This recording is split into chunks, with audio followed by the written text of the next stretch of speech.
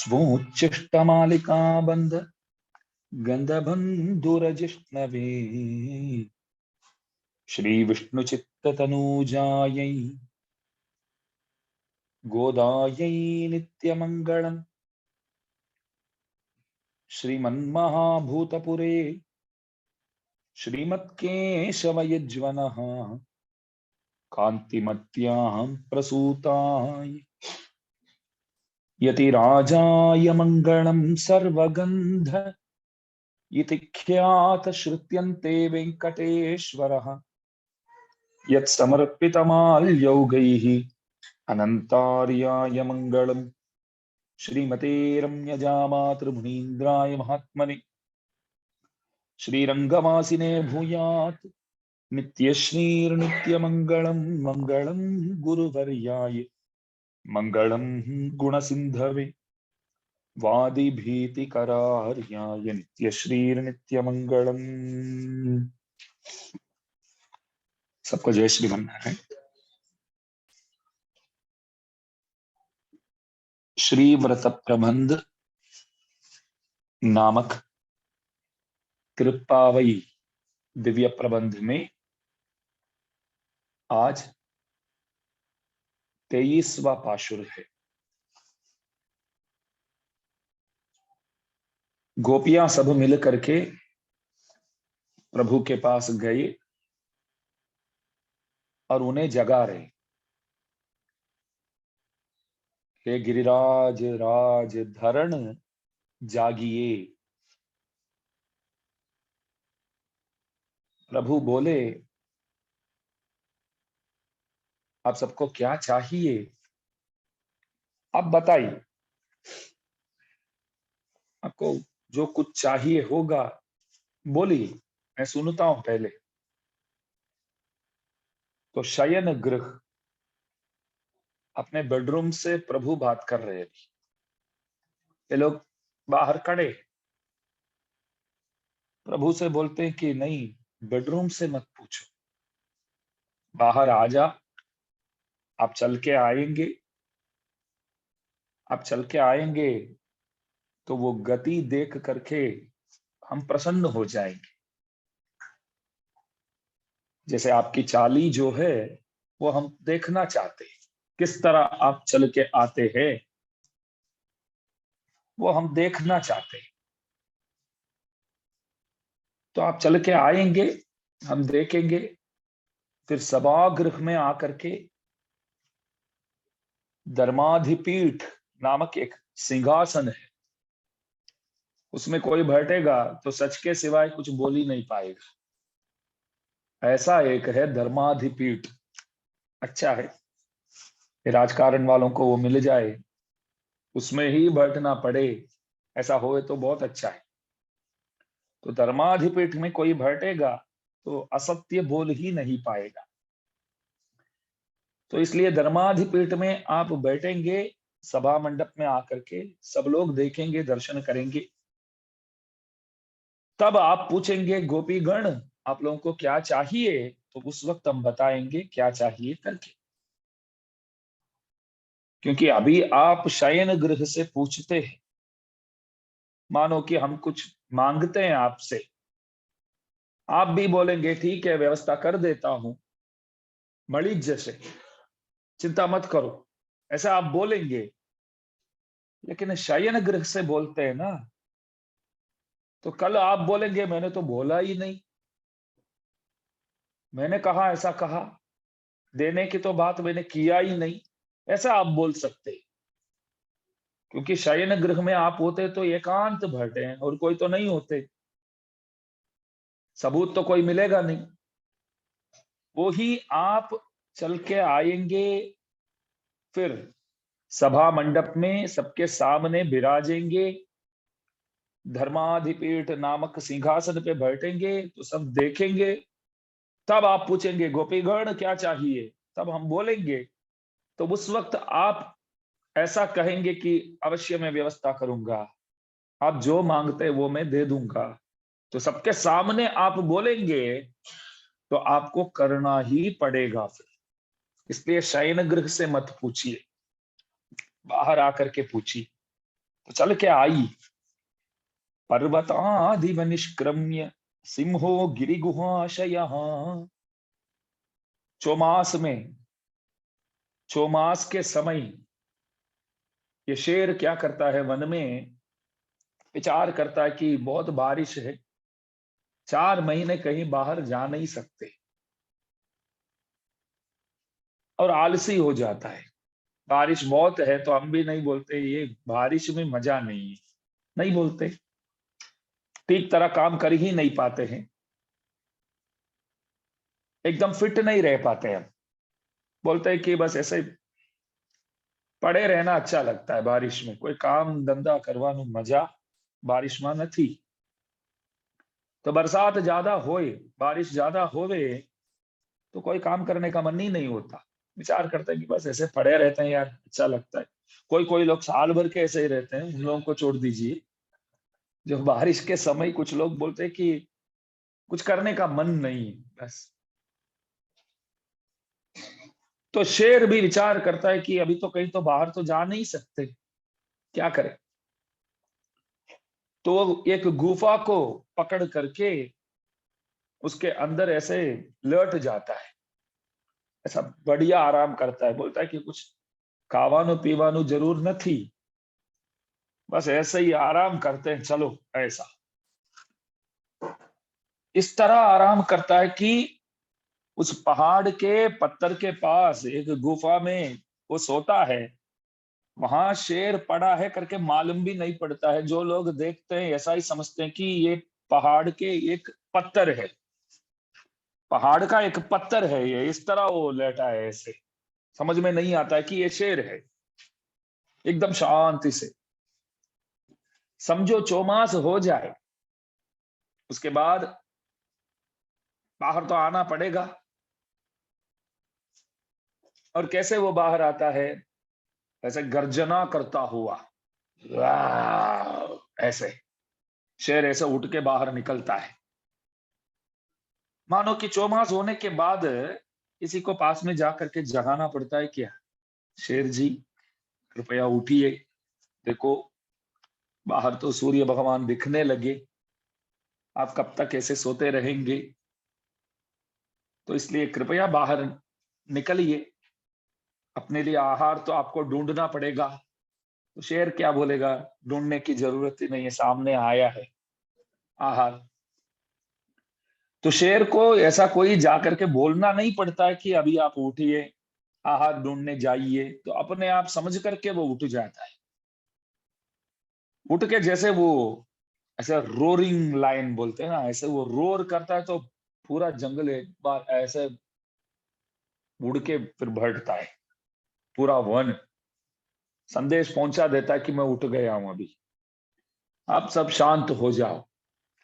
जैसे प्रभु आते हैं, अवतार करते हैं, समझो सबको प्रभु ये संदेश पहुंचाते हैं कि मैं आया हूं, बस सब अपने अपनी जगह पे थोड़ा शांत रहो, ज्यादा नाचो मत, मैं आ ही गया हूं ऐसे।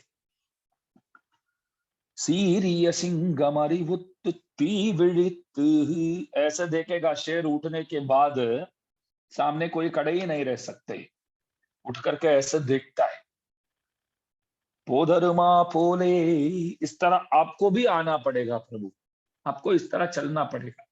चतुर्गति ही, हमारे श्रीरंगम के रंगनाथ भगवान कभी हाथी की तरह चलते हैं, कभी शेर की तरह आते हैं, और कभी वाघ की तरह, टाइगर की तरह, और कभी एक सर्प की तरह। जैसे सर्प अपने बिल के अंदर प्रवेश करता है, तो ठीक इसी प्रकार गर्भगृह में जब जाते हैं तो प्रभु को उठाने वाले जो आगे जो होते हैं ना, 4-4-8 लोग प्रभु को सवारी में उठा के ले जाते हैं।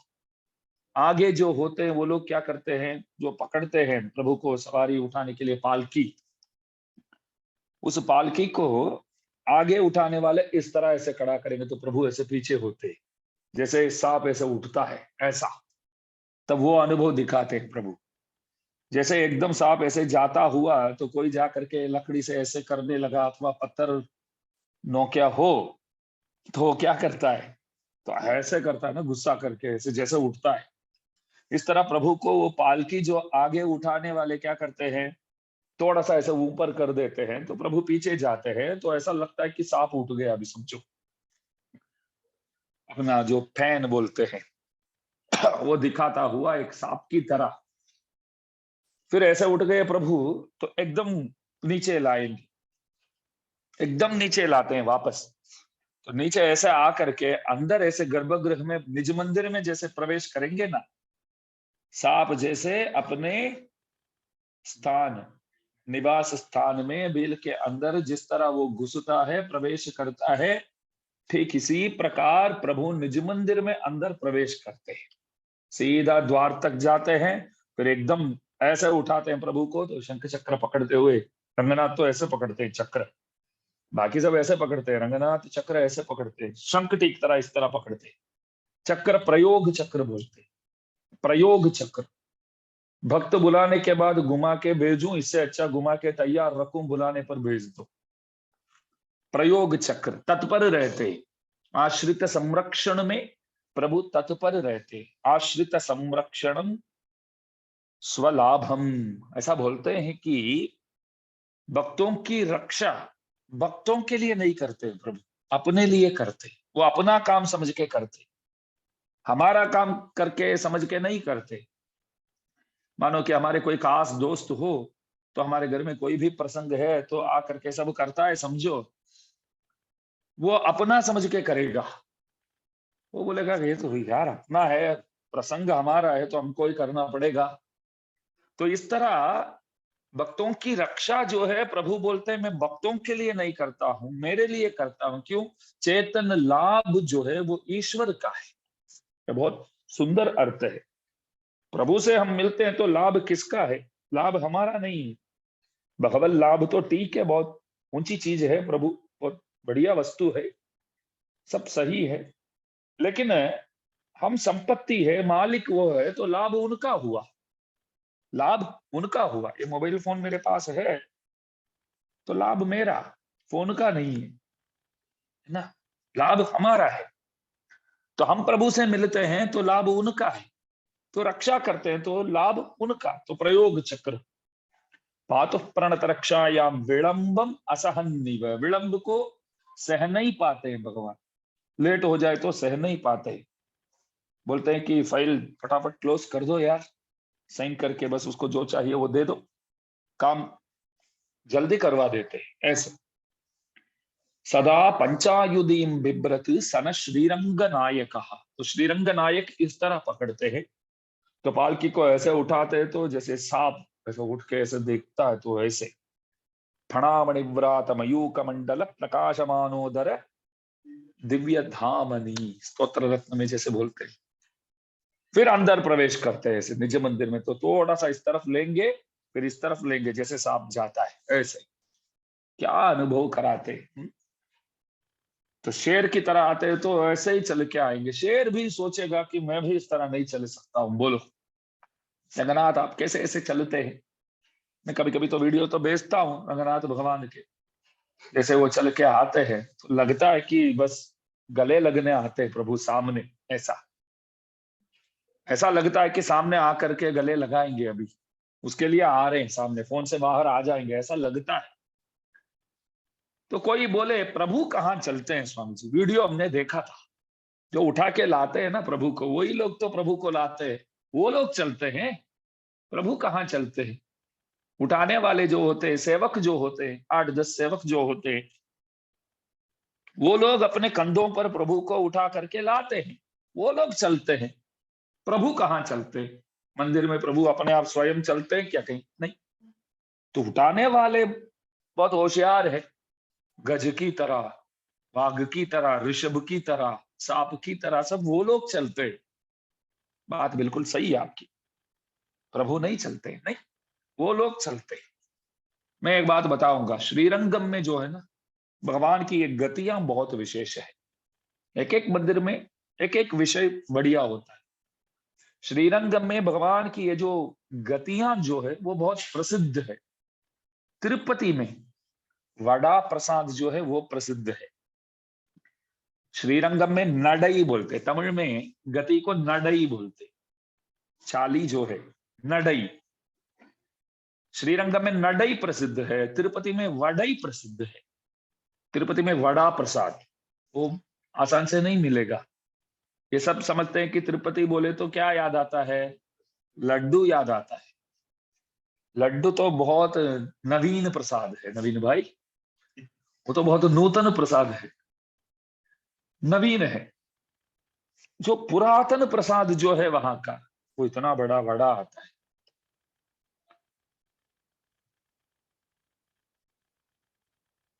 हम भी बनाते हमारे वरवरमणि स्वामी जी के मंदिर में, जब छठे दिन उत्सव में रात को सहस्त्र गीति के छठे शतक 10वां दशक तिरुपति बालाजी के पास शरणागति करते हैं षटकोप स्वामी जी महाराज, वो आचार्य आकर के वो पाठ करते हैं, तो उस दिन तिरुपति की लड्डू वड़ा सब बना के भोग लगा के भक्तों को बांटते। तो इतना बड़ा बड़ा वड़ा होता है वो, बहुत अद्भुत है। पूरे घी में ही उसको फ्राई करना पड़ता है, तेल बेल नहीं है। तिरुपति बालाजी तो तेल तो उन्होंने देखा ही नहीं, समझो। तेल डालडा इत्यादि तो तिरुपति बालाजी को मालूम ही नहीं है वो चीज क्या है। बस शुद्ध घी चाहिए हमको, एकदम शुद्ध, शुद्ध घी में भी शुद्ध घी, समझो। तेल तो जानते ही नहीं प्रभु, तो उसमें ऐसे फ्राई करके वो इतना बड़ा बड़ा बड़ा होता है ना, क्या मजा आता है बोलो। कुछ लोग बोलते हैं कि चाय के साथ बहुत मजा आएगी, ऐसे प्रसाद है प्रभु के, चाय तो ठीक है। तो तिरुपति वड़ा बहुत प्रसिद्ध है। तिरुपति श्रीरंगम में नडई प्रसिद्ध है, तिरुपति में वडई प्रसिद्ध है, कांचीपुरम में कुडई प्रसिद्ध है। कुडई बोलते हैं जो भगवान के बड़े बड़े छाता जो है, छतरी, छतरी बोले तो जैसे हम बरसात में बारिश में साथ में ले जाते हैं, ऐसे नहीं है। इतना बड़ा होता है ना, तो कोई एक ही बंदा उसको उठाता है, ऐसे वहां सेवा करते हैं। और प्रभु को लगभग 70 लोग, पासक से लेकर के 70-80 लोग प्रभु को कंधों में उठा करके सवारी में ले जाते हैं ब्रह्मोत्सव में। सुबह लगभग 6 किलोमीटर, शाम को लगभग 6 किलोमीटर प्रभु को इस तरह वाहन में बिठा करके ले जाके लाना है। बहुत भारी भारी वाहन है, कोई सामान्य नहीं है। इतना ही नहीं, उसमें ऊपर बैठने वाले अर्चक लोग कितने होंगे, 7-8 होंगे, बोलो कम से कम 7-8 होंगे। बड़ा उत्सव है। तीसरे दिन इस तरह होता है, तीसरे दिन छठे दिन ऐसे ऐसे उत्सव होते हैं, तो 7-8 होंगे, बाकी समय तो 4 तो पक्का होंगे। 4 अर्चक ऊपर बैठते हैं, तो उन अर्चकों के साथ साथ वाहन भी भारी है, मनुष्य तो भारी तो होंगे, वाहन भी भारी है, ऊपर प्रभु भी विराजमान है। तो 80 लोग लगभग ऐसे उठा करके ले जाते हैं, बोलो वरदा वरदा वरदा वरदा वरदा वरदा, प्रभु के नाम लेते हुए दिन में 12 किलोमीटर कम से कम। मैं कम बोलूंगा, कम बोलता हूं शायद, ज्यादा हो सकता है मगर कम नहीं है, समझो। सुबह शाम मिल करके सुबह 4 बजे मंदिर से निकलेंगे प्रभु, 9-10 बजे के आसपास मंदिर वापस आएंगे, शाम को 5:30 बजे निकलते हैं, रात को 11 बजे के आसपास मंदिर आते हैं वापस। सुबह शाम विविध वाहनों में प्रभु जाते। तो सेवा तो वही लोग तो करते हैं ना जो उठाने वाले सेवा करते हैं। प्रभु कहाँ चलते हैं, प्रश्न वही है अभी, प्रभु कहाँ चलते हैं। तो श्रीरंगम में जो है नडई प्रसिद्ध है, तिरुमला में वडई प्रसिद्ध है, कांची में कुडई। उसमें दोनों तरफ बड़ा बड़ा चाता लगा के ऐसे पकड़ के ये 12 किलोमीटर जाके आएंगे दिन में। उस वाहन में एक रूमाल बांध देते, उस रूमाल को ऐसे पकड़ेंगे वो अर्चक स्वामी जी, और एक हाथ ऐसे रखेंगे तो बीच में वो चाता होता है पूरा, छतरी दोनों तरफ। और उसके साथ जैसे वो छाता उसके ऊपर वाहन के ऊपर लगाया जाता है, समझो, तो उठाने वाले खुश हो करके ऐसे कूदेंगे ना वाहन के साथ साथ, देखने योग्य है। इतना मजा आता है, जैसे प्रभु वाहन के साथ उड़ के आते हैं नीचे ऐसे, तब लोग इतने आनंद हो करके आवाज भी करते हैं। मजा अलग बात है, अनुभव अलग बात है। हम उस वक्त तो ऐसा नहीं समझते कि हम सब इस भूमि के मनुष्य है, ऐसा हम यहाँ के हैं करके तब याद ही नहीं रहता है। ऐसा लगता है कि हम सब वैकुंठ में हैं अभी, ऐसा वो अनुभव होता है। बहुत अद्भुत उत्सव है। वेदांत देशिक स्वामी जी महाराज बोलते हैं कि देवता गण आकर के प्रभु के ब्रह्मोत्सव दर्शन करते हैं। इतना ही नहीं, जो लोग वो सेवा करते हैं, कंधों में प्रभु को उठा करके ले जाते हैं, उन लोगों के चरण धूलि को लेकर के माथा ऊपर चढ़ाते देवता लोग, ऐसे वर्णन करते। ये सेवा कोई नहीं कर सकते। जो लोग वहां करते हैं, जो लोग करते हैं वो सेवा कोई नहीं कर सकते, सोच भी नहीं सकते। अरे भरा हुआ पानी, भरा हुआ बाल्टी नहीं उठा पाते हैं, बाल्टी भी नहीं उठा पाते हैं। 12 किलोमीटर दिन में प्रभु को ले जाके वापस मंदिर लौट के लाना, आना, लौट के आना बड़ी बात है। पलोटी बार 1 घंटा बैठना भी कष्ट पड़ता है, पलोटी लगा के बैठना भी, सही तरह जमीन पर बैठना भी दर्द होता है। सेवा करते हैं, हाँ वही लोग चलते हैं, फिर प्रभु कहाँ चलते। ठीक है, श्रीरंगम में नडई, कांची में कुड़ई, तिरुपति में वडई, मेलकोट में मुड़ी बोलते, वैरमुड़ी उत्सव, साल में एक दिन वैरमुड़ी उत्सव, लाखों पब्लिक आते हैं उस दिन प्रभु के दर्शन के लिए। हमारे मेलकोट में वैरमुड़ी उत्सव, सुप्रसिद्ध उत्सव, वैरमुड़ी बोलते। तो ये 4 प्रसिद्ध है। अभी प्रश्न वही है कि उठा के चलने वाले बढ़िया चलते हैं, प्रभु कहाँ चलते हैं। मानो कि कोई आचार्य श्रीरंगम आए थे, दर्शन किया, स्वामी जी को लगा हमारे दिव्य देश है, हमारे भी गांव में मंदिर है, वहां भी तो प्रभु है, यहाँ ये लोग इतना बढ़िया सुंदर प्रभु को उठा के चलते हैं, चाली बहुत मजा आया, गतियां देख करके मैं खुश हो गया हूं। ऐसा करते कि इन लोगों को हमारे वहां बुला करके, हमारे वहां जब उत्सव करते हैं तो हमारे प्रभु को भी इस तरह उठा करके ये लोग चले, और यहाँ जो गतियां मैंने दर्शन किया, उन गतियां का दर्शन हमारे गांव में भी सबको मिल जाए। कंधों पर ये लोग उठा के ऐसे चलते तो इन्हीं लोगों को बुला लेते, ये लोग मास्टर है, प्रभु को किस तरह उठा के चलना चाहिए करके इन लोगों को मालूम है, आता है, तो हमारे गांव ले जाते हैं, हमारे प्रभु को भी इस तरह उत्सव करते हैं। तो जाके निवेदन किया, आप सब अवश्य पधारो कृपया। वो लोग बोले हम तो आएंगे, लेकिन यहाँ कोई उत्सव ना हो वो देख लेना। नहीं, इसके हिसाब से ही करेंगे, क्योंकि श्रीरंगम में तो साल भर उत्सव रहता है। तो ऐसे कोई तारीख निकाल दिया, यहाँ कोई उत्सव नहीं है तो आ जाइए। तो सब वहां पहुंचे थे सेवा करने। तो सबने सेवा किया, पालकी उठा के बहुत प्रेम से घूम के आए, उत्सव सब अच्छी तरह खत्म हुआ, समाप्त भी हो गया। तो स्वामी जी सबको भेंट वगैरह इत्यादि देते थे। तो वहां से आए सेवकगण, कुछ तो देना तो पड़ेगा, भले प्रतीक्षा नहीं करते तो भी। तो स्वामी जी सबको भेंट देने लगे और बोले, भेंट तो देता हूं, लेकिन क्षमा करना, एक बात बोलना चाहूंगा।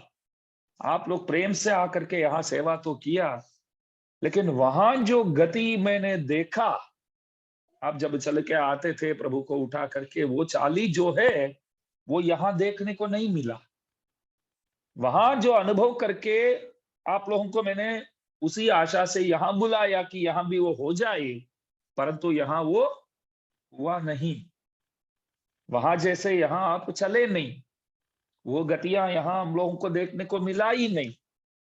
तब वो लोग बोले, स्वामी जी ये संभावना भेंट इत्यादि आप ही रखिए। क्यों? ये पहले ही आप इस तरह बोल दिया होता तो हम बोलते थे कि हम आते ही नहीं। क्यों? वहां हम नहीं चलते हैं, प्रभु चलते हैं, वहां हम नहीं चलते। आपको ऐसा लगता है कि हम उन्हें उठा के हम चलते हैं, गज की तरह, शेर की तरह, वाघ की तरह, ऋषभ की तरह, सर्प की तरह। हम नहीं चलते, वो हमें चलाते, निमित्त बना करके वो चला रहे, वो चलते। इसलिए यहाँ आकर के हमने किया तो वो कैसे आएगा, क्योंकि ये भगवान अलग है, वो भगवान अलग है, वो रंगनाथ है, उन्हीं को आता है वो, समझो।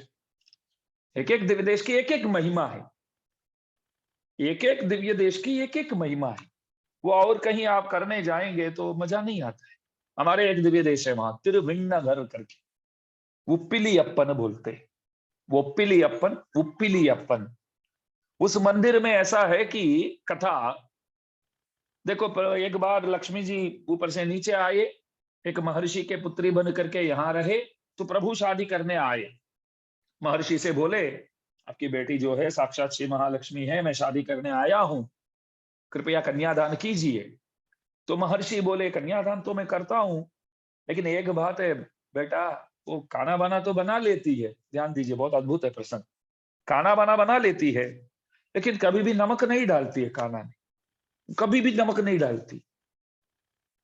वो आप एडजस्ट कर लेंगे। तो प्रभु बोले लक्ष्मी जी तो गुलाब जामुन जैसे है, रसगुल्ला जैसे है, नमक डाले ना डाले चलेगा हमको, ये स्वीट तो हमको चाहिए, अभी शादी करवा दो। प्रभु बोले ठीक है, मैं एडजस्ट कर लूंगा, साइन कर देते हैं, साइन बस अभी एक्सेप्टेड, नमक नहीं डालेंगे तो चलेगा। उस मंदिर में आज भी प्रसाद बनाते तो नमक नहीं है। ऐसा बोलते हैं कि रसोई घर तो अम्मा जी के अंडर आता है ना, ज्यादातर हमारे वहां आप देखेंगे तो प्रभु के रसोई घर जो है अम्मा जी के मंदिर के सामने ही रहता है। अम्मा जी के मंदिर के सामने ही रसोई घर रहेगा, क्योंकि वो निरीक्षण कर रहे कैसे बनाते हैं, क्या है, किचन कैबिनेट बोलते हैं ना, जैसे सब निर्णय सब फैसला वहीं से होता है, किचन से ही, नहीं तो किचन कैबिनेट बोलते हैं। जैसे बड़े बड़े मंत्रियां भी कुछ फैसला करते हैं तो बस धर्मपत्नी किचन से बोलते हैं कि ये आपको करने का है, किचन से बोलेंगे अथवा शयन गृह से बोलेंगे, कहीं से तो बोलते हैं, तो लोग मान लेते हैं, सुन लेते हैं। तो उस वक्त तो वहां आज भी नमक नहीं डालते प्रसाद में। ऐसा बोलते हैं कि नमक डालते नहीं है, लेकिन आपको लगेगा ही नहीं इसमें नमक नहीं है, ऐसा बोलते हैं। तो वो मंदिर में नमक नहीं डालते, बाकी सब मंदिर में तो डालते हैं। बाकी सब मंदिर में नमक नहीं डालेंगे तो आप तुरंत बोलेंगे બધું सही છે પણ नमक नहीं, नमक डाले ही नहीं, तो वहां कोई नहीं ऐसा बोलता है। तो वहां का महात्म्य ऐसा है। तो गतियां देखना है तो प्रभु की जो चाली देखना है तो श्रीरंगम ही जाना पड़ेगा। और वड़ा जो है वो अनुभव करना है तो तिरुपति वड़ा। अरे गतियां छोड़ दो, ये चाता छोड़ दो, भगवान का जो मुकुट छोड़ दो, वो वड़ा जो है ना वो बढ़िया है। नहीं, हमारे लिए उद्देश्य उद्देश्य वस्तु वो है, बाकी सब देखे ना देखे, ये वड़ा तो एक बार तो टेस्ट करना ही है ऐसा। तो इसलिए इस पाशुर में अम्मा जी यही बोलते हैं कि आप चल के आएंगे तो वो देख करके हम प्रसन्न हो जाएंगे, हमारे लिए प्रभु हमारे सामने आते हो तो। श्रीरंग में कोई भक्त ऐसे बहुत दूर से आया हुआ था, आकर के प्रभु के सामने बहुत सुसुंदर गाने लगा कुछ, भगवान प्रसन्न हुए, अर्चक से बोले थोड़ा सा आगे जाना है मेरे को, उनकी ओर जाना है, वो जो आया हुआ है उनके ओर जाना है। तो लेके गए थे प्रभु को। वो भक्तराज बोले प्रभु आपको यहां तक आना पड़ा मेरे लिए। प्रभु बोले आप उतने दूर से मेरे लिए आए हैं तो आपके लिए 4 कदम में आगे नहीं आऊंगा क्या? आप मेरे लिए तो बहुत दूर से आए हैं। उनके सामने कोई चल के जाते तो भी प्रभु को दुख होता है। कितने लोग भगवान को समझते हैं, आप बोली अंजलि भरम वहते। कल के पाशुर में अम्मा जी वही बोलने वाले, प्रभु हमने गलती की, देखो आपको चल के आने के लिए कहा वो बहुत बड़ा गलती है, आपको हमारे लिए चल के आना पड़ा, बहुत कष्ट हुआ होगा आपको। भगवान बोले आप लोग हमारे लिए यहां तक आए हैं, इतना तो कष्ट कुछ नहीं हुआ मेरे को, इतना तो कष्ट कुछ नहीं हुआ। जैसे हमारे यहाँ के भक्तों बोलते हैं, इतना सारा व्यवस्था करके पूरा ख्याल रख के आप लोग कष्ट उठा रहे हैं, सेवा कर रहे हैं दिल से, बहुत अच्छा लगता है। आप सबको बहुत कष्ट होता है, तब आप लोग क्या बोलते हैं स्वामी जी आप यहाँ वहां से यहाँ आकर के यहाँ हमारे साथ ये धनुर्मास का अनुभव आप करा रहे हैं, सुबह शाम आप प्रवचन करते हैं, हम सुनते हैं, भगवान को भोग लगाते हैं, वो प्रसाद भी मिलता है, सत्संग होता है, पाठ करते हैं। तो 1 महीना ऐसे मंगलमय महीना समझो, मंगलमय महीना। मैं बारंबार कहता हूं कि धनुर्मास की जो महिमा है धनुर्मास में समझ में नहीं आएगा, आने वाले महीनों में समझ में आता है, क्योंकि तब तो सत्संग का इतना लाभ तो नहीं मिलता है, जब लाभ मिलता है तब समझ में नहीं आता है।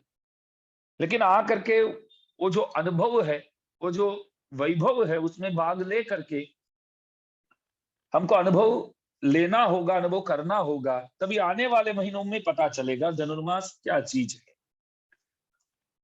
तो प्रशंसा जब मैं आप लोगों का करता हूं तो आप लोग बोलते हैं कि नहीं आप भी आकर के इतना कर रहे हैं, प्रवचन इत्यादि कर रहे हैं, सद्भाग्य है, हम यही तो करना है, सब साथ मिलके। अम्मा जी वही बोलते हैं, सब साथ मिलके प्रभु के मुखोल्लास हेतु सेवा करना है और कुछ नहीं करने का, उनके मुखोल्लास हेतु सेवा करने का है। आप प्रसन्न हो जाएंगे तो अपने आप हमारी सारी समस्याएं ठीक हो जाएंगी, प्रभु खुश रहेंगे। तो आप लोगों को लगेगा कि स्वामी जी लोग ये बार बार यही बोलते हैं कि परमानंद वैकुंठ है, मोक्ष धाम है, वही परमेश्वरीय है, सबसे बढ़िया वही है। अरे यहाँ खुश रहे हम, उसके लिए कोई रास्ता बताइए।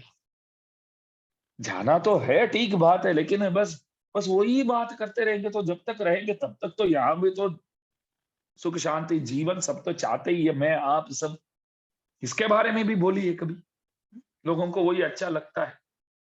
जादू चमत्कार इत्यादि कोई करते हैं तो पीछे पड़ जाते हैं लोग, नहीं? जादू चमत्कार इत्यादि कोई करते हैं तो उनके पीछे तो लोग पड़ते हैं, लगते हैं। बोलते कि ऐसे मुंह से उन्होंने करके एक लिंग निकाले मुंह से। आपका क्या हुआ, मैं पूछना चाहूंगा अभी। मुंह से कोई किसी ने लिंग निकाला, कुछ शिवलिंग निकाला अथवा कोई पत्थर निकाला, जो भी है, आपका क्या लाभ है इसमें, मैं जानना चाहूंगा। आपका क्या फायदा हुआ इसमें से, बोलो। लोग ये विचार करते ही नहीं है। हाँ बड़े महाराज है वो, बहुत बड़े, क्यों? अरे गया हम ना तो ऐसे ऐसे ऐसे ऐसे करते थे तो कंकु निकला पूरा। आपका क्या फायदा हुआ? कंकु निकला, ठीक है। मैं वो जिसने किया है वो महात्मा है, मैं मानता हूं। मैं महात्मा है नहीं या वो दुरात्मा है, ऐसी बातों में चर्चा में नहीं पड़ता हूं। मैं बोलता हूँ वो बहुत अच्छे है, बात बिल्कुल सही, कोई भी वो। आपका क्या लाभ है, मैं वो जानना चाहता हूं। मैं भी करूं तो ऐसे ऐसे करके हाथ में से कुमकुम गिरा दूं, तो आपका क्या लाभ है इसमें से, बोलो। आपके घर में क्या सब अंदर किचन में स्टोर रूम में सब अपने आप भर जाएगा क्या? मेहनत तो आप ही को करना पड़ेगा ना, तभी भरेगा ना। मेहनत आप ही को करना पड़ेगा, काम धंधा आप ही को करना पड़ेगा। लेकिन मेरे को मालूम है मैं इस तरह करूं ना तो ये हाल कम पड़ेगा, फिर शाम को मैं अभी कर दूं ऐसे, इस तरह करके कुछ कुमकुम इत्यादि को गिरा दूं नीचे, तो रात को ये जगह कम पड़ेगा प्रवचन के लिए, बहुत कम पड़ेगा। और ऐसे ऐसे एक रूमाल पास में रख के ऐसे करके कुछ बाहर निकालूं, शालग्राम मूर्ति इत्यादि को, तो रात को तो बहुत लोग, हजारों लोग आ जाएंगे इधर सामने। बाहर आपको मंडप बनाना पड़ेगा, फिर पिंटू भाई बिजी हो जाएंगे हमारे। है? आसान है, सब करते हैं, बहुत लोग करते हैं तो ठीक है, वो करते हैं तो ठीक है। लोग सोचते तक नहीं है कि इसमें से हमारा कल्याण की क्या बात है, बोलो। हमारा क्या फायदा है, वो विचार करना चाहिए ना। आपका क्या फायदा हुआ, बोलिए। आपका क्या फायदा हुआ, कोई बोलते नहीं। हम बोलते हैं कि संसार है तो कष्ट पड़ेगा ही, ये संसार है, यहां से कोई ऐसे नहीं बच सकते। यहाँ तो कुछ ना कुछ समस्या तो सबके लिए है, आपके लिए है, मेरे लिए है, सबके लिए है। कोई यहाँ सुख नहीं है, कोई सुख नहीं है यहाँ, बोलो। कोई बंदा ऐसे इतना बड़ा धंधा करता है कि दिन में 4 फ्लाइट पकड़ता है, 5 देश जाता है, समझो। सुबह मीटिंग डेनमार्क में मीटिंग बोलता है, दोपहर को जर्मनी में मीटिंग बोलता है, शाम को बोलता है कनाडा पहुंचना है यार, वहां मीटिंग है बोलता है, रात को दुबई में एक डिनर है बोलता है, डिनर में मीटिंग। डिनर तो खाने के लिए बोलते हैं, लेकिन बोलते हैं कि मीटिंग ही करते हैं, खाते नहीं है। तो दिन में 4-5 फ्लाइट्स पकड़ के देशों में जो जाता है, घूमता है, बिजनेस करता है। मैंने उनसे पूछा कि आज आपने खाना खाया? वक्त ही नहीं। प्लेन में थोड़ा समय मिल जाता है तो आराम कर देते हैं, और फ्लाइट में भी कोई ना कोई मीटिंग तभी रख देते हैं। समय नहीं है तो ये सभी करते हैं धंधा वाले, फ्लाइट में ही मीटिंग, टिकट बना देंगे, उसी में बैठ करके चर्चा कर लेते, तो खाए ही नहीं। तो कोई भिखारी मंदिर के बाहर बैठता है, धनुर्मास है, सुबह भोग लगा के ऐसे गर्मा गर्म हाथ में पोंगल दिया गया तो शांति से पाया। तभी पूछ लिया भगवान को, दोपहर को भोग लगने के बाद दास को याद रखना, राजभोग लगने के बाद। तो अर्चक स्वामी जी बोले अवश्य मिल जाएगा। तो जैसे पूजा करके बाहर आते तो प्रसाद दे करके जाते, बंदा तीनों समय मंदिर के बाहर, ना डेनमार्क गया, ना जर्मनी गया, कनाडा गया, दुबई गया, आराम से खाया। अभी कौन है इसमें, आप बताइए, धनवान कौन है, आप बोलिए। हैं? धंधा धंधा करके दिन भर के फ्लाइट में उड़ता है, इधर उधर पहुंचता है, 4 देश एक दिन में देखा है, बात सही है, खाया ही नहीं है बेचारा। लेकिन एक भिखारी आराम से बैठ करके प्रभु के पोंगल खा करके मस्त बैठा है, भजन करता है। ये समझने योग्य बात है कि इसमें कौन है धनवान। हम समझते हैं वो धनवान, बहुत पैसे बहुत आपत्ति वाली चीज है, ज्यादा पैसा। ज्यादा धन अग्नि के समान है, जला देगा। जितना जरूरत है इतना तो प्रभु तो हमको प्रदान तो करते ही है, करते ही है, ये मानना ही पड़ेगा। मैं आप सब, मैं याद करता हूं, ये बोलना ही पड़ेगा। हमारे माताजी भी आए हुए हैं, जब हम छोटे थे तो पिताजी चले गए, तो 3 बच्चे, दादी माँ भी थे तब विराजमान थे, दादी माँ भी थे, पिताजी के माताजी। तो उस वक्त यहाँ के आप सब ने मिल करके एक 50-25 जो भी है एक एक दे करके हर महीने 1000 रुपया यहाँ से आता था। उसके सिवाय कोई तो हमारे लिए तो आवक तो है ही नहीं था। और भावनगर के एक शिव वैष्णव अमेरिका रहते थे, अमृतलाल जी करके, तो वो महात्मा अजवालिया जी हर महीने 750 या 700 बेचते थे उस जमाने में, 94-95 की बात। तो ये 1500-1700 लगभग 5-6 साल तक इसी तरह यहाँ से सब आप सब इकट्ठा करके वैकुंठवासी नरेश भाई को देते थे, और नरेश भाई मनी ऑर्डर इत्यादि करते थे। तो ख्याल रखा आप लोगों ने, जो कुछ हम हैं तो आप लोगों की वजह से, जो कुछ हम हैं आप लोगों की वजह से ख्याल रखा। हमारे गुरु परिवार है, बस हमको ध्यान रखना पड़ेगा। 94 में आए थे तो हमारे अरशद भाई गाड़ी लेकर के आए थे, मुझे मेरे को अभी भी याद है, 11-12 साल का ही था, लेकिन लेने जब अहमदाबाद पहुंचे थे तो गाड़ी लेकर के आए थे। तो चंदू भाई, नरेश भाई बम्बई फनसवाड़ी से हमको बस में वहां से गुजरात लाए, फनसवाड़ी आकर के 1-2 दिन रुके थे पूज्य गादी स्वामी जी महाराज से, तब निवेदन करके 1-2 दिन बंबई में रुके, फिर बंबई से इधर आए, तो लेके आए थे। तो क्या सेवा आप लोगों ने नहीं किया, तो अविस्मरणीय है। नित्य निरंतर स्मरण हम करते ही है, नित्य निरंतर हम स्मरण करते ही है। तो देखिए प्रभु की दया से खुश है, सब खुश है, आप भी है, हम भी खुश है, आप भी खुश है। समस्याएं सबके लिए तो है, कुछ ना कुछ तो है, वो तो रहेगा ही, आजीवन रहेगा ही। मैंने उस दिन बोला था कि यहाँ रह करके खुश रहना संभव ही नहीं है, वो पहले ध्यान में रखना। यहाँ हो करके संसार में भी रहना है और खुश भी रहना है, अग्नि को छूना भी है और हमको जलना भी नहीं है, ये संभव नहीं है। अग्नि है तो जलेगा तो सही। इसलिए तो बार बार हमारे आचार्य बोलते हैं कि यहाँ आप कभी सुख को नहीं पा सकते, सुख तो वहीं मिलेगा, तो ये जगह छोड़ दो तो वो मिलेगा, अगर ये चाहिए तो वो नहीं मिलेगा। पकड़ना है तो इसको पकड़ो अथवा उसको पकड़ो, दोनों नहीं, ये भी थोड़ा चाहिए वो भी थोड़ा चाहिए, ये संभव ही नहीं है, ये संभव ही नहीं है। बहुत बड़े बड़े पैसे वाले भी बहुत पैसे इकट्ठा करके रखते हैं, फिर भी दाखिल हो जाते हैं अस्पताल में, पैसे है लेकिन बचा नहीं पाते हैं भैया, पैसे है फिर भी बचा नहीं पाते। बोलो, अंबानी जी है, बहुत पैसे है, सब ठीक है, कहाँ ज्यादा साल वो रहे बेचारे। समय आ गया तो कोई भी हो तो जाना तो पड़ता है पैसे, लेकिन कोई काम का नहीं होता है कभी। बोलते हैं कि आप बोलेंगे तो एक नया हॉस्पिटल भी आपके लिए बना के दे देंगे, डॉक्टर साहब बचाओ। बोलते कि नहीं, हम कुछ नहीं कर सकते अभी, आप सबको फोन कर दीजिए, क्या बोलते, अब जिनको भी बुलाना है बोल दीजिए, बस अभी खत्म। तो प्रभु तो कृपा करते ही है, इसलिए मैं प्रार्थना करता हूं कि तो कोई मुंह से ये निकालता है, कोई कुमकुम गिराता है, तो हमारा कोई फायदा नहीं, वो करते हैं अच्छी बात है, बढ़िया जादू है, मैं समझता हूँ बढ़िया चमत्कार है, बहुत बढ़िया चमत्कार। आजकल लोग कैसे कैसे लोगों के पास जो शराब पी करके बैठते हैं, जो बीड़ी पीते, तो ऐसे लोगों के पास भी जा करके बैठ के बोलते हैं कि हमारा ये ठीक कर दो, हमारा वो ठीक कर दो।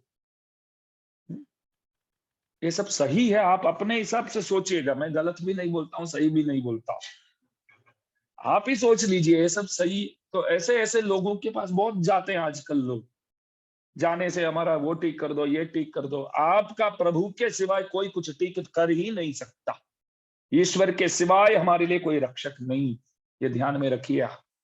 यहाँ कोई कुछ ठीक कर ही नहीं सकता। आचार्यों, बड़े बड़े आचार्यों भी तो आखिर संसार में तो हैरान होके ही गए, बड़े बड़े आचार्यों भी ऐसे आसान से नहीं गए। क्यों? इतने बड़े आचार्य है, वो चाहते तो एक चुटकी में तो वैकुंठ पहुंच सकते थे, क्यों नहीं गए? हमको वो सिखाते हैं, समझाते हैं कि संसार है तो ऐसा ही रहेगा। देखो हमको भी ऐसा किया, साक्षात कृष्ण परमात्मा यहाँ अवतार करके तो गए, तो अकेले अकेले तो गए, उनके सामने तो उनके पूरे परिवार चले गए। बोलो, सबके सब यादव कुल के सबके सब गए, अकेले अकेले गए प्रभु यहां से वैकुंठ पहुंचे तब। साक्षात भगवान, साक्षात भगवान फिर भी तो हैरान तो हुए।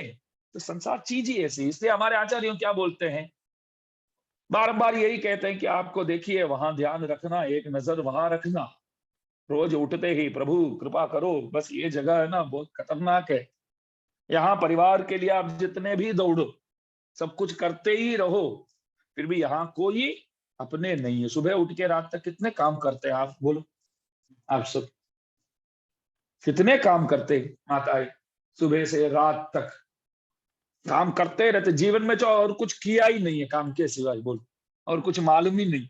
सबके सब परिवार के, हमारे माता जी, हमारी धर्म पत्नी, हमारी बहनें, और कुछ किया ही नहीं है। वापस क्या मिलता है बोलो, वापस क्या मिलता है। काफी एक दिन चाय बढ़िया बना के दिया तो कम, कभी हम बढ़िया करके नहीं बोलते, लेकिन एक दिन शक्कर कम हो, बढ़िया ना हो तो अवश्य बोलते हैं आपको क्या बनाया चाय, मूड ही बिगड़ गया हमारा। जब बढ़िया बना के देते हैं तब कोई बोलता नहीं आज मस्त बनाया करके, को ज्यादातर लोग बोलते ही नहीं। क्यों बोलना है, काम करने के लिए तो आए हैं, ऐसे समझते हैं। नहीं, यहाँ हमारे लिए प्रभु के सिवाय कोई गति नहीं। इसलिए मैं बोलता हूं कि उनके मुकोल्ला से है तो हम काम करते रहेंगे। आप प्रसन्न रहेंगे तो पूछे बिना मेरे को ऐहिक सुख जो भी है मिलता रहेगा। आप प्रसन्न है तो मेरे को मांगना नहीं पड़ेगा, मेरे लिए जो लायक है वो आप देते ही रहेंगे, कृपा करते ही रहेंगे। बर्नार्ड शॉ करके थे एक बड़े लेखक, बर्नार्ड शॉ नाम, बहुत बड़े लेखक। वो देखिए रोजाना माल में जाते थे, बड़े बड़े माल, तब तो अमेरिका में विदेश में तो था ही, तो जाते थे ऐसे हाथ पीछे बांध के, 1-2 घंटे घूम के बाहर आ जाएंगे, एक चीज भी नहीं खरीदेंगे वहां से, एक चीज भी नहीं। तो दुकान वाला देखता था, और कोई हो तो पकड़ के पूछ सकते थे ऐसा क्यों करता है यार, रोज आता है, मैं देखता हूँ क्या चोरी करने आता है क्या। लेकिन ये जो है बहुत प्रसिद्ध लेखक है, सबको मालूम है कि ये बर्नार्ड शॉ बहुत बड़े लेखक। कैसे पूछे, रोज आते हैं एक चीज भी नहीं लेते हैं, ऐसे 2 घंटा घूम के जाते हैं। हमारे वहां भी मद्रास में माल इत्यादि जाते तो एसी पूरा रहता है ना, तो कुछ लोग घूम के आ जाते बाहर गर्मी की सीजन में। तो बर्नार्ड शाह से एक दिन उन्होंने पूछा, महाराज आप बुरा मत मानिए, रोज आते हैं आप, 2 घंटे 3 घंटे घूमते हैं, कुछ लेते नहीं है क्यों, ऐसे ही निकल जाते हैं। तब उन्होंने बढ़िया जवाब दिया, बढ़िया जवाब दिया, रोज इसलिए आता हूं कि ये जानने के लिए आता हूं कि किन चीजों के बगैर भी मैं जी सकता हूं इस दुनिया में, वो देखने के लिए आता हूं। किन चीजों के बगैर मैं इस दुनिया में जी सकता हूं। इतने सारे सामान तो है, हम भी तो खरीद के रखते हैं ना, बहुत से सामान घर पे, सबके घर में ऐसा पड़ा रहता है कि सालों से हमने उपयोग ही नहीं किया वो। ऐसे तो बहुत सामान घर पे पड़ा है, सबके घर पे सालों से उपयोग ही नहीं किया, कभी पैसे दे करके खरीदते हैं, कभी किसी ने दिया होगा। मैं बार बार बोलता हूँ, ट्रेडमिल करके आता है, बहुत से लोग रखते हैं घर पे ही एक्सरसाइज करने के लिए। साइकिल जैसे आता है तो वो पकड़ते हैं, तो वो एक्सरसाइज करने के लिए बहुत लोग लाके रखे हैं। नहीं लाए हैं तो अच्छी बात है, नहीं लाए तो अच्छी बात है। क्यों, जिसने भी लाके रखा है 2-4 दिन करते हैं, बाद में तो नहीं करते। मैंने बोला भैया उपयोग ही नहीं करते हो आप, उपयोग का ही नहीं है, लाए क्यों फिर। नहीं उपयोग में आता है ना, उपयोग में आता है भाई। पूछा, नहीं 4 दिन से रुका हूं आपके घर में, आपने तो किया ही नहीं। नहीं उपयोग में आता है क्या, कपड़े सब सुखाते हैं ना उसमें, अब देखो शर्ट वगैरह बस उसी में सुखाया हुआ है, अब देखो उसमें लटकाने में काम में आता है, वो उसके लिए है क्या। तो चीजों इकट्ठे करते हैं, गैजेट्स, देखिए इलेक्ट्रॉनिक्स जितने मेरे पास भी, मैं बोलूंगा कि कोई चीज बाकी नहीं है नहीं करके, ब्लूटूथ वगैरह है, ये है वो है, 2 फोन्स है साथ में, और कैमरा स्टैंड्स हमारे पास 3-4 पड़े हैं, सब कुछ है। लेकिन मैं कभी विचार करता हूं कि हमारे पूर्वाचार्य, उनके पास कोई साधन नहीं था, तो उन लोगों ने जो काम किया, इतने सारे साधन लेकर के बैठे हैं फिर भी कुछ भी नहीं कर पाते। वो जमाने में लाइट भी नहीं थी, इतने बुक्स, बड़े बड़े बुक्स लिखे हैं आचार्य ग्रंथ, हम इतने सारे लाइट्स है, उन ग्रंथों को पढ़ भी नहीं पाते, लिखना तो बहुत दूर की बात है, पढ़ भी नहीं पाते। तो प्रभु के मुकोल्लास हेतु आप काम करते रहिए, जो भी करते हैं कहीं करिए समझ के करते रहिए, और प्रभु के आदेशानुसार जीने की चेष्टा करिए, वो बहुत आवश्यक है। मैं पुनः कहूंगा, खाते हैं तो खाद्य वस्तु जो है, जो शास्त्रोक्त खाना जो है वही खाना चाहिए। बाहर के खाना तो आप बिल्कुल बंद कर दीजिए, वो अच्छी बात है। बाहर के खाना हमारे लिए सही नहीं है, वहां जाकर के खाना उचित नहीं है। और घर पे भी जो शास्त्रोक्त खाना जो बताया गया है वो बना करके प्रभु को भोग लगा के, वो आवश्यक है। प्रभु को भोग लगा के खाइए। लहसुन प्याज इत्यादि अवश्य आप छोड़ दीजिए। मैं बोलूंगा उम्र लायक बैठे हैं तो आप अभी से कर दीजिए। पहले बहुत खाए नहीं, हमारे चंदू भाई बार बोलते बहुत खाए, खाने के सिवाय जीवन में कुछ किया ही नहीं है। ऐसे जब भी मुझसे मिलने आते हैं तब हमारे चंदू भाई यही बोलते, रोते रोते, लगभग 20 साल से बोल रहे हैं। बोलो, जब भी आते बोलते कि स्वामी जी महाराज बहुत खाया, बहुत, उसके से कोई हिसाब ही नहीं रखा। ऐसे तो बारंबार बोलते हैं, तो अच्छी बात है। आपको ये ख्याल आता है तो विचार करना चाहिए कि खाने सुयोग्य वस्तु क्या है, त्यागनीय क्या है, वो विचार करके थोड़ा चलना चाहिए। तो प्रभु के आप कृपा पात्र जल्द ही बनेंगे। रुचि के लिए तो नहीं खाना चाहिए, खाना चाहिए उसके लिए खाना चाहिए।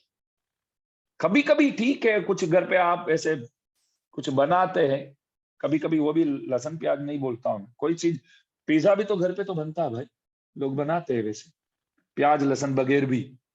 नहीं, वो घर पे बनाओ, भगवान को भोग लगाओ और खाओ। माता जी भी तो बना के देते हैं, घर पे ही बनाते हैं। जो भी चीज है तो खाने का मन हो जाता है समझो, तो बोलते कि घर पे बनाएंगे, आप क्यों चिंता करते हैं? ऐसे तो ऐसा बना करके प्रभु को भोग लगा कि खाना वो उचित है। तो इसलिए प्रभु के मुकोल्लास हेतु काम करना है। तो एक शेर की तरह प्रभु आप चल के आएंगे, आकर के आप सिंहासन में बैठेंगे और आप पूछेंगे क्या चाहिए करके, तब हम बोलेंगे हमको क्या चाहिए। नी पूवई पूवन्ना, आप भगवान सिर्फ शेर की तरह नहीं है, आप शेर जैसे तो है ही, आप शेर जैसे तो है ही, और अतसी पुष्प समान रंग वाले हैं आप। अतसी पुष्प एक पुष्प है, तो उस पुष्प के समान रंग वाले हैं आप। क्या पुष्प है? अतसी पुष्प। अतसी पुष्प को क्या बोलते हैं गुजराती में? कभी सुना है? अतसी, अतसी पुष्प बोलते हैं। अभी देख लेते हैं। अतसी पुष्प संकाशम बोलते हैं ना, जैसे अतसी पुष्प, तो वो बोलते हैं अतसी पुष्प संकाशम, प्रभु को कहते हैं कायाम पू மலர்த்திரங்கலன் நமாலை கடியரங்க தரவணையில் பள்ளி கொள்ளும் மாயோனை மணத்தூணே பத்தி நின்னு என் வாயாரவென்னு கொலோ வாழ்த்து நாளே। मायो नहीं, श्री रंगनाथ के दर्शन के लिए जब कुलशेखर स्वामी जी महाराज जाते हैं तब बोलते हैं कि भगवान जो है वो अतसी पुष्प के समान रंग वाले हैं। वो नील वर्ण का एक फूल है, तो अतसी पुष्प के समान रंग वाले। देखिए आप शेर के पास आप जाएंगे तो फूल के लक्षण शेर के पास देखने को मिलेगा? फूल के पास शेर के लक्षण देखने को मिलेगा? नहीं। हमारे प्रभु के पास शेर के लक्षण भी है और फूल के लक्षण भी है। பூவை பூவண்ணா உன் கோயில் நின்கணே போந்தருளிக்கோ புடைய சீரிய சிங்காசனத்திருந்து யாம் வந்த காரியம் आराइंदरुलेलो रेम्पावाई। आप कृपया आइए और धर्माधिपीठ में बैठिए और बैठ करके कृपा करके जो भी हम प्रार्थना करते हैं वो आप कृपया सुनिए। इस तरह प्रार्थना इस पाशुर में करते हैं। देखिए बारिश जो है दो प्रकार के, एक अतिवर्षा अतिवृष्टि और अनावृष्टि। अनावृष्टि जो है वो भी परेशान वाली बात है। अतिवृष्टि हो तो भी हैरान हो जाते, अनावृष्टि भी चलेगा, अतिवृष्टि तो बहुत हैरान है। नहीं, घर के अंदर पानी आ जाता है, ये है वो है, बहुत परेशानी है। इस तरह संसार में दो प्रकार की वर्षा है। एक प्रभु के कृपा दृष्टि जो है वो एक वर्षा है, और संसार में जो दुख वर्षा जो है वो दूसरा है। अविवेक घनांधमुखे बहुधा संतत दुख वर्षिणी। यमुनाचार्य जी महाराज सुस्पष्ट कहते, दुख वर्षिणी, दुख वर्षा जो है संसार में तो है ही, और पाने योग्य वर्षा जो है त्वदीक्षण सुधा सिंधु विचिक्षेप शीकरैः कारुण्यमारुता नीतैः शीतलैरभिषिञ्चमाम्। प्रभु देखते हैं तो कृपा वर्षा, कृपा दृष्टि, वो जो वर्षा है वो वर्षा श्लाघनीय है, वो वर्षा जो है वो मांगनीय है। लेकिन संतत दुख वर्षिणी कोई चाहेगा, बोलता है कि नहीं, इसमें से वो बारिश से आकर के हमको इस बारिश में खड़े हो जाने का है। कृपा वर्षा में हस्तीश तब दृष्टियमृत वृष्टिभिरा भजेता। कुरेश स्वामी जी प्रार्थना करते हैं, हस्तीश आपके जो कृपा दृष्टि में बस मैं नहाता रहूं नित्य निरंतर। रामानुज स्वामी जी महाराज गद्यत्रय में गाते हैं, अमृत सागरांतर निमग्न, अमृत सागरांतर निमग्न, डूबता रहूं मैं, डुबकी लगाऊं किसमें, अमृत सागरांतर निमग्न यान मूढ़गिनन। षटकोप स्वामी जी जो तमिल में गाते हैं, रामानुज स्वामी जी महाराज गद्यत्रय में हिंदी में अनुवाद करके गाते। उस दिन मैं बोला था 9 ग्रंथ दिए हैं रामानुज स्वामी जी महाराज, परंतु एक ग्रंथ भी तमिल में तो नहीं लिखे हैं, सबके सब संस्कृत में हैं। लेकिन हम बोलते हैं कि षटकोप स्वामी जी के दिव्य प्रबंधों के विवरण करते हैं रामानुज स्वामी जी महाराज। षटकोप स्वामी जी सारे ग्रंथ, चारों ग्रंथ तमिल में लिखे हैं, रामानुज स्वामी जी महाराज संस्कृत में लिखे हैं। फिर कैसे उनके ग्रंथों का विवरण ये करते होंगे, एक प्रश्न है। उस दिन हमने पूछा था और जवाब भी दिया था। अर्थ यह है कि ये तमिल में जो बोलते हैं उन्हीं अर्थों को वो संस्कृत में बोलते हैं अनुवाद करके।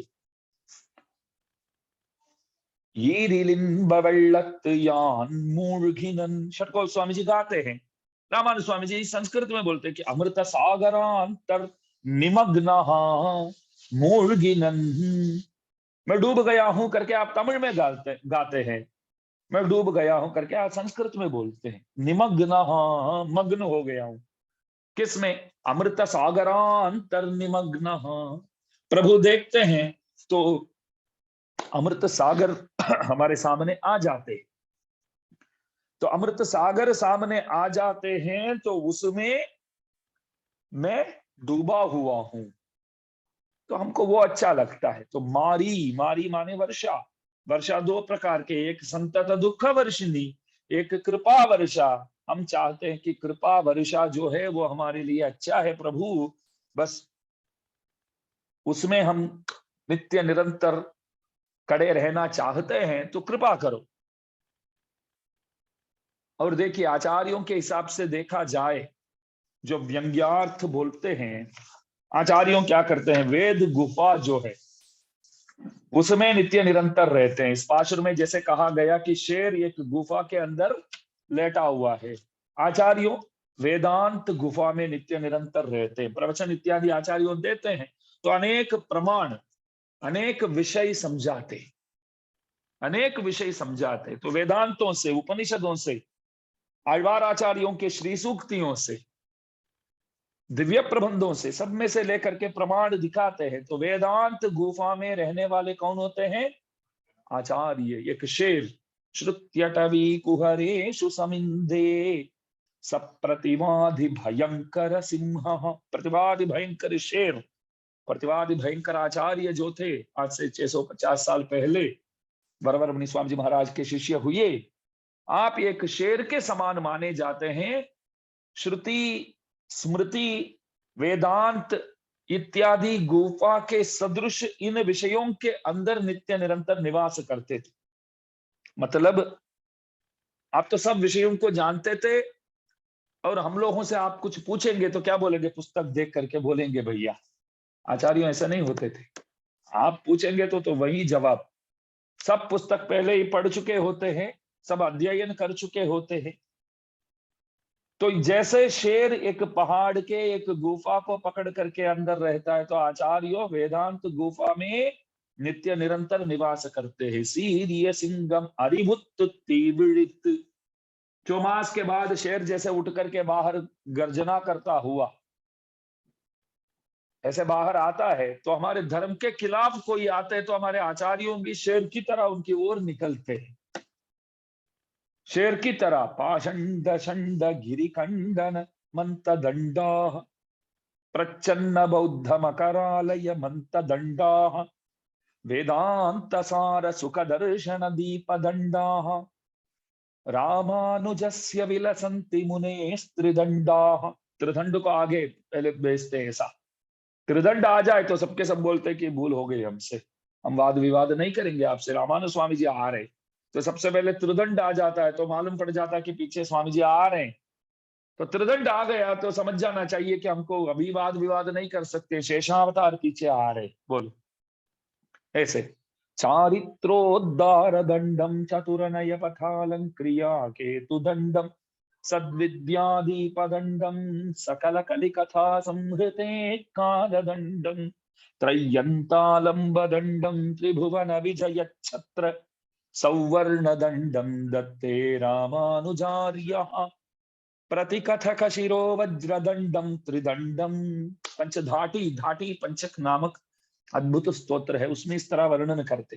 तो हमारे आचार्यों सामने आते हैं तो सबके सब दुर्वादी जितने भी होते हैं तो हार मान करके हाथ जोड़ करके निकल जाते, हार मान करके। वेदांत देशिक स्वामी जी महाराज यतिराज सप्तती में गाते हैं, यतीश्वर सरस्वती सुरभिताशयानम सताम वहामि चरणाम्बुजम प्रणतिशालिना मौलिना तदन्यवत दुर्मद ज्वलित चेतसाम वादिनाम शिरस्सु निहितम मया पदम दक्षिणम लक्ष्यताम। बहुत सुंदर श्लोक है। बोलते हैं कि हमारे आचार्यों सामने आते हैं, रामानुज स्वामी जी के अनुयायी गण आते हैं, तो उन लोगों के चरणारविंदों को पकड़ करके माथा ऊपर में धारण करता हूं। और कोई हमारे संप्रदाय के खिलाफ, संप्रदाय के नाश करने के इच्छुक कोई दुर्वादी गण आते हैं, तो उन लोगों के माथा ऊपर मेरे पांव में रखता हूं।